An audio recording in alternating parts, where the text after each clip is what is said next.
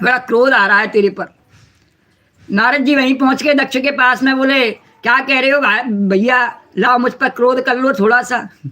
मैंने तुम्हारा सब चौपट कर दिया है। और उनको उकसाया।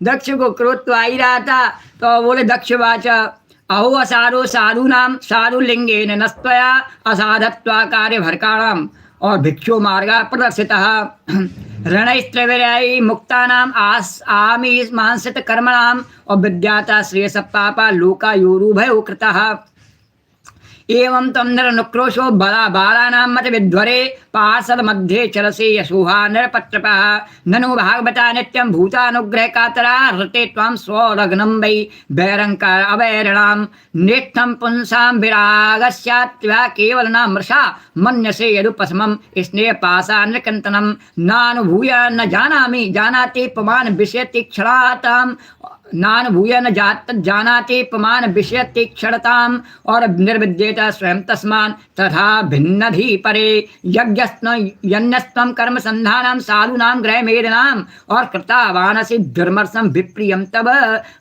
मर्षितं तन्तो कृतं यन्नस्त्वम् अभद्रम् अचर पुनः तस्मान् लोकेषु ते मूढा न भवेत भ्रमतः पदम्।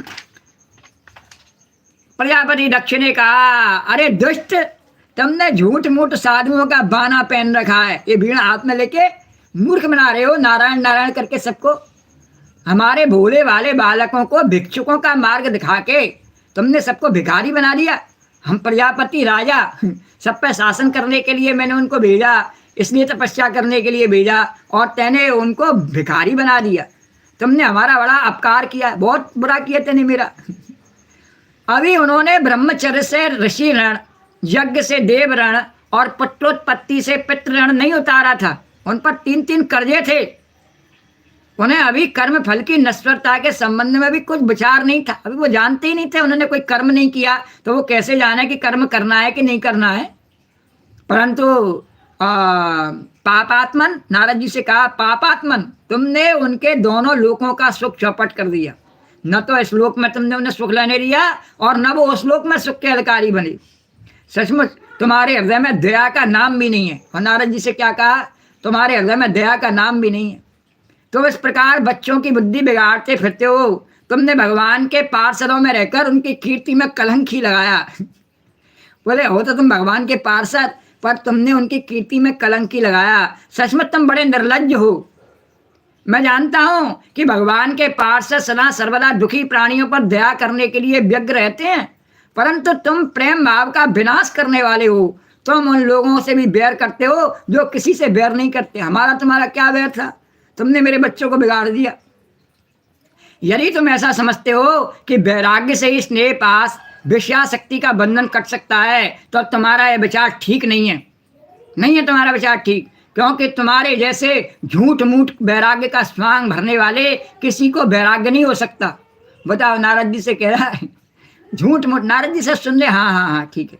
नारद, मनुष्य विषयों का अनुभव किए बिना उनकी कट्टा नहीं जान सकता है। जैसे एक हमारे यहाँ पर रजनीश ओशो हुआ, उसका कहना था जब तक व्यक्ति विषयों का अनुभव नहीं कर ले नहीं, तब तक उसको सच्ची मोक्ष की प्राप्ति नहीं हो सकती। वह भगवान से योग नहीं कर सकता, उसकी योग साधना पूरी नहीं हो सकती। उसने एक किताब बनाई, संभोग से साधना तक। बोले उसके बिना नहीं होती है।